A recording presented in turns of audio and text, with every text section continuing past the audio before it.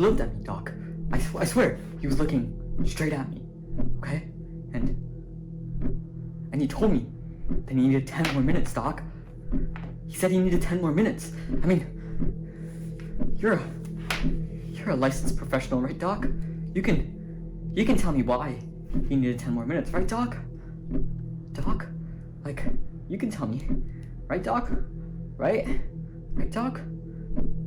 Doc? Doc, are you even listening to me? Are you even listening to me, Doc? Are you even listening to me? One Piece time stalls affect every 1 in 5 people. Please make sure to check in on your friends and family. You never know what they may be going through. I just need 10 more minutes, Doc.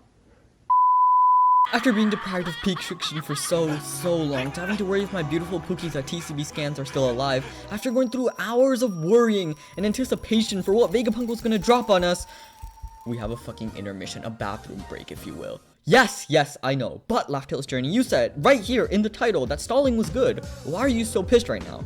Well, it's because I don't like it. I don't like that we're having to stall for time right now, but at the same time, I understand what Oda is going for here, and from a writing standpoint, it's pure unfiltered genius. So let's talk about that for a bit. But obviously, you know, I wish right now we knew all the secrets of the world, and I wish that Vegapunk just laid it out all on us. But don't get me wrong, if Oda blue balls us here, he's gonna have to pull out a ukulele and write a line that goes harder than toxic gossip train all aboard the misinformation station, or else the One Piece community will be so incredibly pissed.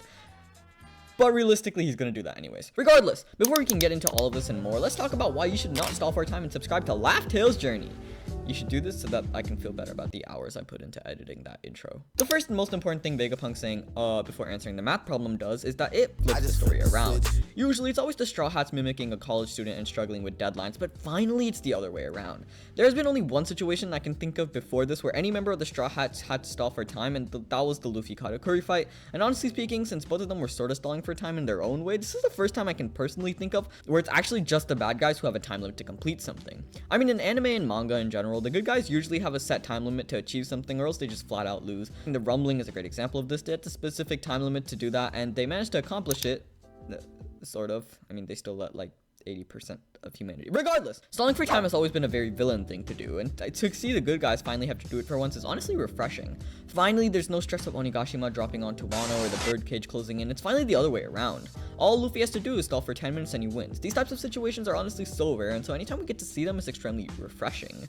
I'm excited to see what type of tomfoolery the Straw Hats do to stall long enough for the entire world to hear Vegapunk's message, but I'm especially excited to see what Luffy will do and if he even understands the seriousness of the situation. But speaking of the seriousness of the situation, let's talk about how fucked Luffy may actually be. Due to the nature of Vegapunk stalling for time, we will get to see what is possibly the greatest fight in modern day history of ever.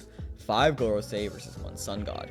Now I have no idea how this will go down. I mean, from the 5 seconds we got of the Nika versus Saturn fight, it seemed like Luffy was toying with him, but at the same time, it didn't look like he took any serious damage either. I mean, come on, we already know how terrifying 1 Gorosei was, so to see 5 of them at once may be the scariest situation in the entirety of One Piece. It is a dire situation for Luffy, and that is undeniable, but the fact is, this shit's gonna be fun as shit. I mean, come on, you can't tell me the rematch of the Sun God versus the Gorosei is in a top 5 fight just based on the premise alone. There's so much history and meaning behind this fight, and to top it all off, it's going down a scale much larger than anything we've ever seen. Luffy will have to find something new to make him last for 10 minutes, and honestly, I'm so excited to see what Luffy will find out about Gear 5 that will help him last longer. This is the perfect way for him to advance his Gear 5 powers, and maybe in the presence of the Gorosei, he'll unlock a new hidden power-up? I don't know, just speculation. So moving on, let's talk about more speculation. Imu. I mean, come on. 5 members of the Gorosei and the Sun God Nika, combined with the potential of the whole world's darkest secrets being leaked, it's the perfect place for Imu to drop a nuke on. I don't know if Imu will try this, but honestly, it'd make perfect sense for him, because everything he's built is about to be threatened by 1 old man and 6 robot versions of himself. They're like the 7 Doors, but like One Piece sized, and Imu's like Cruella. Cruella? That's the girl from, that's the 101 Dalmatians. The Maleficent! Oh. Wait, I kind of cooked with that analogy.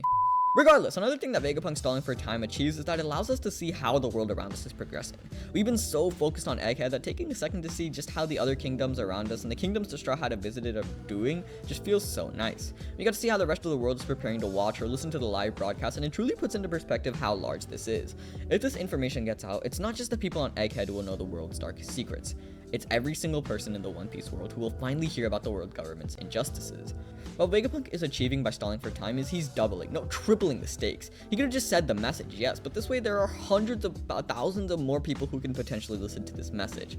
This is a massive gamble he's taking, but honestly, if it works, the result will be 100 times better than anything he could have ever imagined. It sets the stage for a revolution, something that Vegapunk took in his own hands after seeing how Dragon was doing absolutely fucking nothing. I mean, seriously, Vegapunk has done more in the span of the past chapter to disrupt the world's order than Dragon has done ever. Vegapunk is allowing for a margin of failure to exist purely because the benefits outweigh the risks. Although in this case, we don't know if the message will pan out or not, but we do know that if it does, it will change everything, not just for the Straw Hats, but for everyone. But with so much excitement around this reveal, we can only hope Oda doesn't blueball us. I mean, it would be pretty heartbreaking if after all of this, Oda pulls out, oops, guess they broke the Labo Stratosphere thing, guess it's over for this message, that's all. I mean, personally, I'd be pretty disappointed, but getting to my final point of this video, I feel like it might happen. I don't know if that is what will happen per se, but it definitely seems like a premature way for the secrets of the world to be revealed to the crew.